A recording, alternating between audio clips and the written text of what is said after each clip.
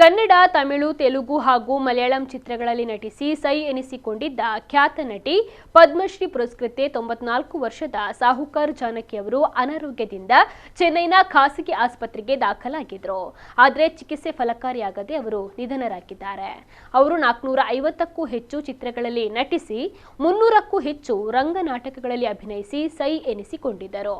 LV. Prasad ನಿರ್ದೇಶನದ ತೆಲುಗು ಚಿತ್ರ ಸಾಹುಕಾರ್ ಮೂಲಕ ಚಿತ್ರರಂಗಕ್ಕೆ ಪಾದಾರ್ಪಣೆಯನ್ನ ಮಾಡಿದ ಇವರಿಗೆ ಆ ಚಿತ್ರದ ಅಪಾರವಾದ ಯಶಸ್ಸಿನ ಬಳಿಕ ಸಾಹುಕಾರ್ ಜಾನಕಿ ಎಂದೇ ಪ್ರಸಿದ್ಧಿ ಕೂಡ ಸಿಕ್ಕಿತು.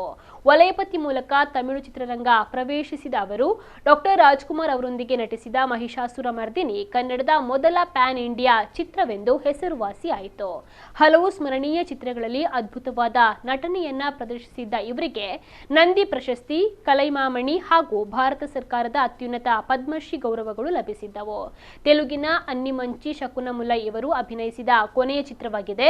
ಚಿತ್ರರಂಗದ ಗಣ್ಯರು ಹಾಗೂ ಅಭಿಮಾನಿಗಳು ಇವರ ನಿಧನಕ್ಕೆ ತೀವ್ರವಾಗಿ ಕಂಬನಿಯನ್ನ ಮಿಡಿದಿದ್ದಾರೆ.